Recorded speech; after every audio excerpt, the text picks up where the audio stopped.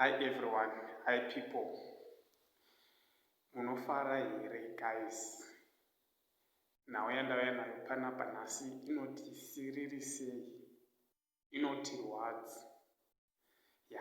Kuti musadarikirwa nenyaya dzandinouya nadzo guys please ndinokukumbirisai kuti musubscribe nekubaya notification bell kuitira kuti pandinouya nezvinowani musadarikirwa.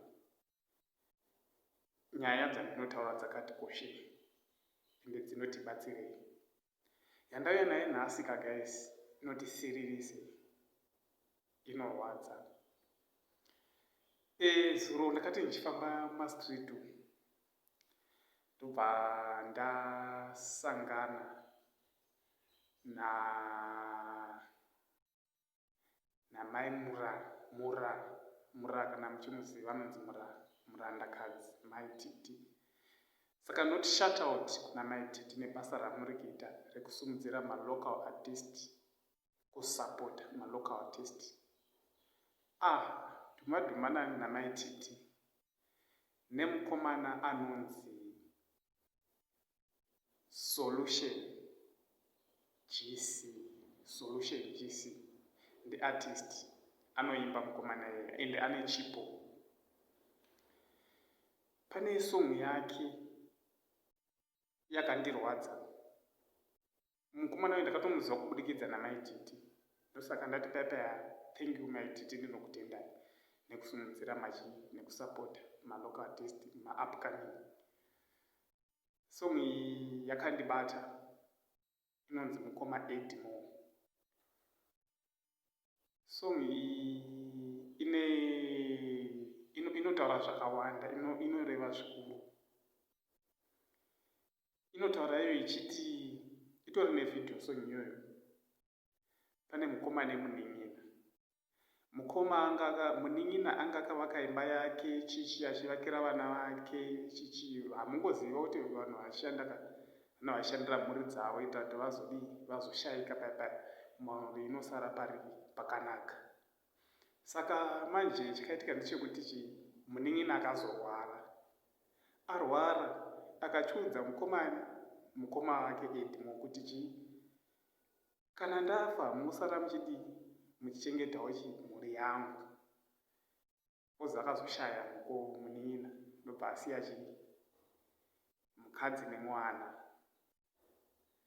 Asiya mukadzi nemwana, mukoma Edi vaya ndobva vadzinga mukadzi uya pamba kuti ibva pano pamba pemuning'ina, pamba patova pangu.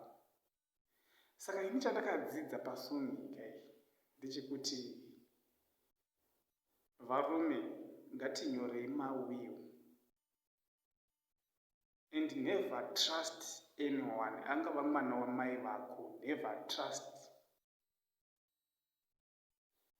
Mwana wamai vemuning'ina uyu kauyu, mwana wacho muning'ina wa Edmo akashaya.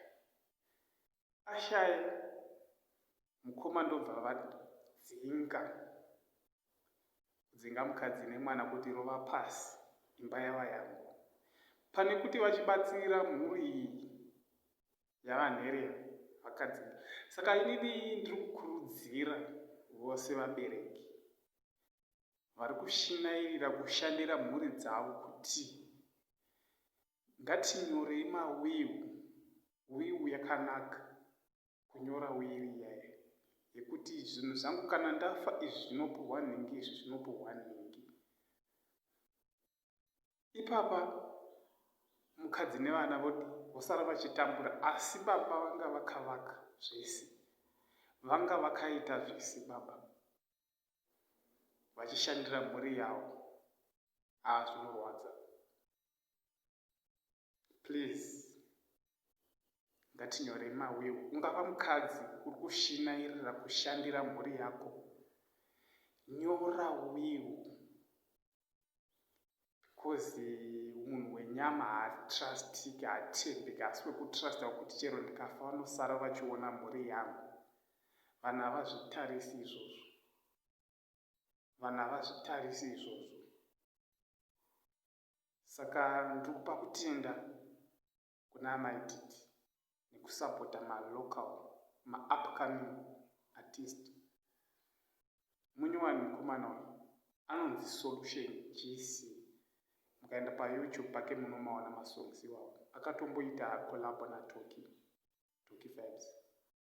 Ane chipo mwana yeye, anoimba.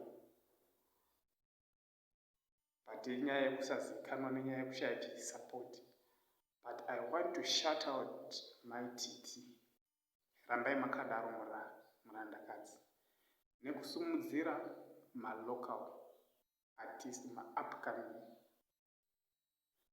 Saka guys, ndonhau yandauya nayo.